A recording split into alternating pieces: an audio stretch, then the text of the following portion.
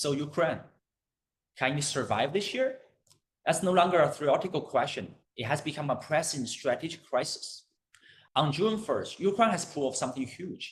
It has struck 6 Russian airports deep behind the Russian territory, using these low-cost drones to destroy dozens of Russian strategic bombers. In a war defined by attrition, that kind of precision strike is rare, and I mean, it is impressive. But look beyond the headlines, and the picture will shift. It does have strategic impact. It's dramatic, but still superficial. These bombers were indeed high-value targets, part of Russia's nuclear triad, its airborne deterrent. However, they were the least significant ones. Only about 10% of Russia's active nuclear arsenals are tied to aircrafts. The real deal is the giant Russian submarines and the land-based ICBMs like the RS-28 SAR, called Satan II by the West, capable of striking any target around the world in minutes. And these remain untouched. The Ukraine strategy has always been to degrade these nuclear forces. And why? Because the Russian nukes have done more than threatening Ukraine. They've scared off the West. They've delayed the West's delivery of tanks, Western jets, and Western firepower to Ukraine. And that gives Russia the time to mobilize, to dig in, and to shift the momentum in the battlefield.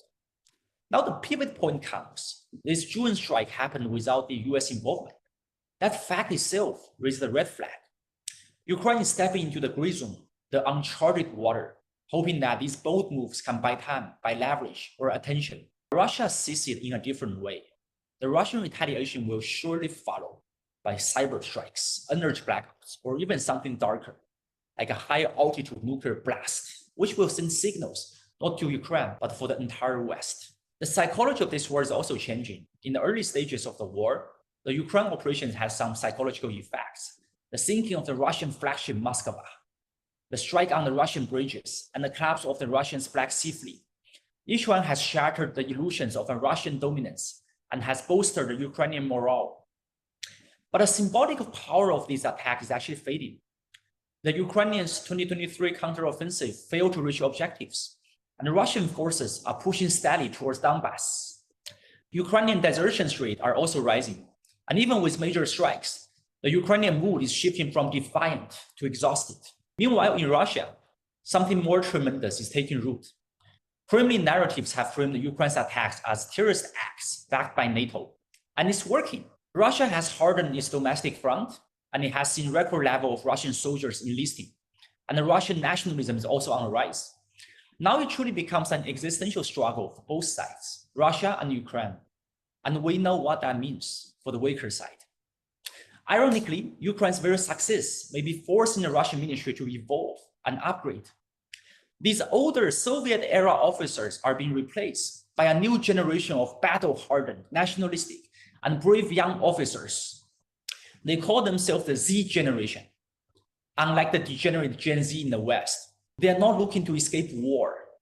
They see the war as a path to meaning of life, to pride, and to glory.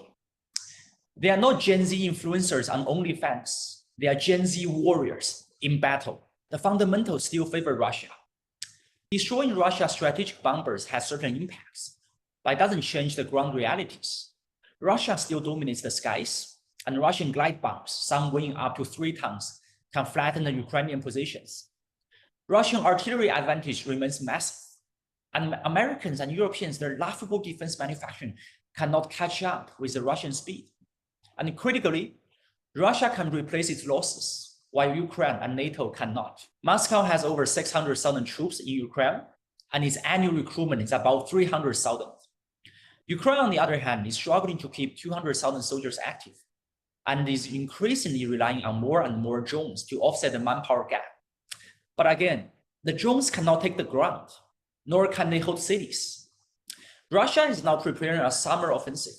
Their main objective is to encircle the key urban areas in Donetsk, using classic tactics to try to choke and grind down Ukrainian forces. And Ukraine will soon face impossible decisions: abandon the ground or lose lives. Every drone strike Ukraine launches has become a desperate message, not to Moscow, but to Berlin, to Paris, and to Brussels. Please help. Don't give up on us. However, as we know, across the Atlantic, Washington already turned away. And without Washington, what are these so-called Westerners in Europe? Now you see a narrowing window of opportunity. Ukraine's war efforts is increasingly dragged down by material and moral constraints, its manpower shortage, its corruption scandals, infrastructure issues, and emotional fatigue. If the Donbass line breaks, the Russian advance could push all the way to the Dnipro River, dividing Ukraine in half. There were moments when peace was possible. There was Istanbul talks in 2022. There was a strategic defense posture in 2023. But both were discarded by the Ukrainians. Partially due to the Western encouragement. The West was offering military and material support, but of course, mostly in rhetoric, not in action. So the conclusion is that this war may define a generation to come, but not how the West has hoped. The Ukrainian survival is no longer guaranteed. Its so-called sovereignty, which already has been eroded, could collapse further, and history will not be kind to this nation nor its people.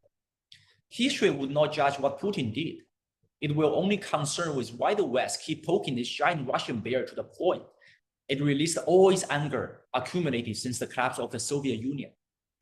These Western cowards provoked with one hand, while back down with the other. What started as a struggle for independence may end up as a case study in strategic overreach. And it's a dire warning for any nation who is tempted to believe in the West's promises, whether from Washington or from the EU. In this chaotic year of 2025, survival, whether for individuals or for nations, is no easy task. It can only be guaranteed through strategic wisdom, industrial strength, and political clarity. And things like that right now is in short supply.